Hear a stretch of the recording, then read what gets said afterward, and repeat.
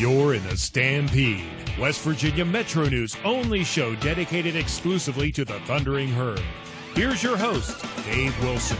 We're finally getting closer to game week. September 1st, right around the corner. Thundering Herd wrapping up preseason camp this week. We'll begin game week preparations next week. And really, game week preparations are kind of already underway, even though it's still 2 weeks away. But since the game is 2 weeks away and the man isn't that busy at this very moment in time, he's a busy guy. He's got a lot going on, getting ready for his third season at the helm of the Thundering Herd football program. The head coach of the Thundering Herd, Doc Holliday, joining us here on the Stampede this weekend. Coach, how would you evaluate your team to this point in preseason camp? Well, I think, number one, Dave, they came out, they've come to practice every day, they've gone to work, and they've done a great job. I thought our practices have been very spirited. I thought we've had great enthusiasm. I think we've walked off that field every day a better football team, and that's, we just have to continue to focus on what we can control, and that's one thing we can, and we got to get better every day. Well, it seems to me that throughout this camp and throughout the offseason, when I talk to the players, there's a sense of confidence that I haven't really seen around the program in several years. Where's that coming from? Well, I think the season they had a year ago, to be able to go on the road and beat a Louisville team who was Coach Hampson in the Big East, and to beat Southern Miss and East Carolina for the first time in the school and win 5 games in the conference, which has never been accomplished before, and then go on to go to the bowl game and win the bowl game. I just think that the kids had a great taste in their mouth. They've got confidence.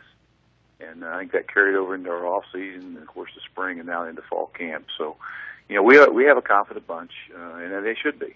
They work extremely hard, and they're prepared and they're invested, and we're looking forward to the season. Well, just like last year, a very young team again here in 2012. But last season, we saw that young team develop and mature as the season went on, and find ways to win games. It wasn't always pretty, but they found a way to win the game.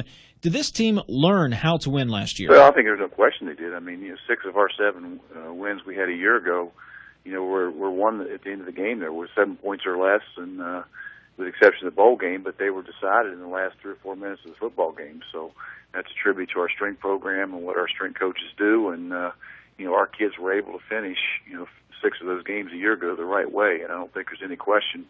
Finished up the season like we did, beating East Carolina in overtime, having to find a way to win the Memphis game, and then, of course, going on the road and winning the bowl game. Our kids know how to win, and they're confident, and that's a good thing. Talking with head coach of the Thundering Herd, Doc Holliday, headed into his third season as the Thundering Herd's head coach. 2 years on the recruiting trail, 2 years of hard work, bringing in quality athletes, talented football players to Huntington.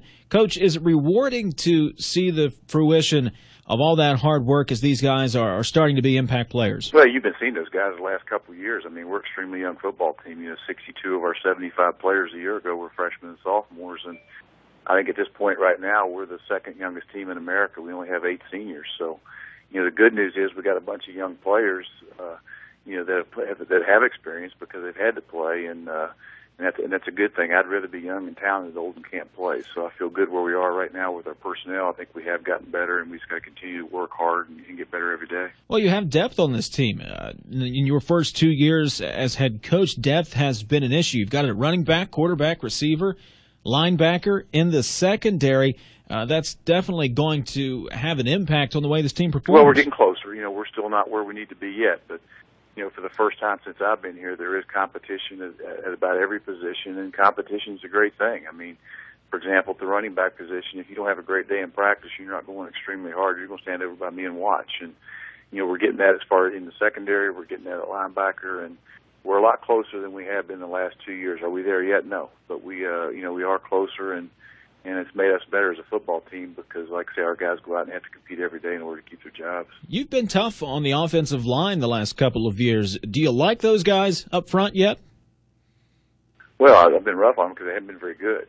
That being said, I like them. I mean, I haven't told them that yet, but, at least they like football. It's important to them. They work extremely hard. G. Wade, who's coaching our offensive line, has done a tremendous job with them, and I like what I'm seeing out of them. I mean, I see great bunch of kids who work extremely hard that It's important to them, and as long as we can keep going in that direction, we're going to be fine. Thundering Herd head coach Doc Holliday joining us here on the program. Rakeem Cato, his second year as a starting quarterback, he told me in the offseason he's getting bigger, he's getting stronger, he's more confident. He was pretty good last year. How much better can Rakeem Cato be in 2012? Well, he can, all of us can continue to get better. I mean, there's not a guy out on that football field that can't get better every day. And I think the one thing that he has developed a lot of strength. I mean, he was 150 pounds when he came in here, and he's about 180, 185 pounds. He's a lot stronger. But I think the key to him is what he had to go through a year ago. I mean, for a freshman to go in there and be able to go on the road and do what he's accomplished against Louisville, who was co-Big East champs, and, to beat Southern Miss and East Carolina for the first time in the history of school in the same year and win 5 conference games, go and win the bowl game. He's playing with a lot more confidence. He's not thinking near as much. He has an understanding of what we want to get done offensively. He's a better player because of it. And he's also had a chance to work with that young receiving core in the offseason, develop some chemistry, develop relationships and timing with those young receivers. So there's no question. I mean, he's had the opportunity to work with those guys all last year, and of course they're all back. And he's had this off season, and then he had the preseason camp here, and we're a lot deeper there at wideout, and that's helped us. And he's gotten better, and Fronapple's gotten better. He's done a nice job out there, and I have confidence in both those guys. Well, you've had a lot of changes on defense this season. The most notable departure, of course, was Vinnie Curry to the NFL, but you bring in the 2 Boston College transfers at safety, the Penn State cornerback Derek Thomas, a transfer in this fall. What's the biggest difference for the defense in 2012? Well, I think the biggest difference is our team speed. We're especially at the second level. We're able to run a lot better. Being able to move Devin Arrington from safety back to linebacker and adding Raheem Waiters and into that mix. Along with Evan McKelvey and Jermaine Holmes is now a sophomore, plays as a true freshman for us a year ago. So I think just the experience and the athleticism that those guys have brought to that second level is going to help us. We struggled a year ago in space with Houston's and the Tulsas of the world, and I think we've worked to fix that problem. I think we're closer to getting it fixed. Well, are you to the point now where you feel that you can keep up with the Houstons and the Tulsas of the world? Well, we're going to find out. It won't be long. We'll find out. So, I think there's no doubt that, we're better personnel-wise. Are we there yet? No. I mean, we got a lot of work still to do, but I think, we've got the right people. We've got the athletes that we think can get it done. We just have to go after it every day and get better. But, like I say, until you actually get in the game situation and find out how we'll react, we'll know for sure. But I think we're closer. Talking with Doc Holliday, head coach of the Thundering Herd. Expectations are high in Huntington. Winning the bowl game last year, fans feel like the Herd should compete for a conference title this season. What must you do to be successful this year? Well, I like expectations, Dave, and I mean, I'd be very disappointed if our players' expectations and standards weren't extremely high. Our goal every year is to win a championship, and we'll work extremely hard to get that done. But, I don't want to be at a place where expectations and standards from the fan base and from our players aren't extremely high. We've got that here, and that's a good thing. But, we just have to go out and play one game at a time. A year ago we talked about the schedule and how we were going to handle it, and we embraced that. We played it one game at a time, and at the end of the year we looked up and saw where we are. It can't be any different this year. I mean, there's not one game that's more important than the next. We just go out and play them one at a time, play as hard as we can, and at the end of the day, we'll see where we are. But I think as a coach, I think we're better and we're closer to where we need to be. Well, of course, the most important game right now, WVU, because it's the first game of the season. But, Doc, do you feel like there's some unfinished business in Morgantown following last year's debacle with the rain and the game getting cut short? No, I don't think there's any unfinished business. It's the first game, and they're a very talented football team. I mean, they're a top 10 team in America. They got the quarterback that's probably going to win the Heisman Trophy, and he's a favorite. He should.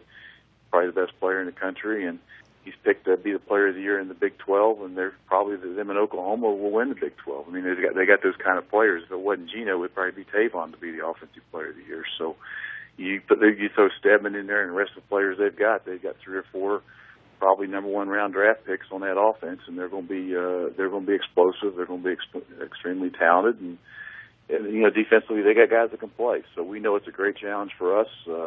Our kids are excited. I mean, because it's West Virginia, but because it's the first game. I mean, our guys have practiced. They're anxious to go play somebody. So we can't worry about them at this point. We just got to worry about what we can control, and that's going out here on the practice field every day and getting better. And we'll get on our bus next Friday and see what happens. So they're a very talented team. We've got great respect for them, and I'm sure they're going to have a chance to be in the top 10, top 5 in the country at the end of the year. Of course, the Mountaineers making changes on the defensive side of the ball, adding Coach DeForest as the defensive coordinator who spent the last decade with Oklahoma State. Have you checked out some Oklahoma State film and seen what they have done defensively as your coaching staff and your players prepare for this Week 1 matchup against the Mountaineers?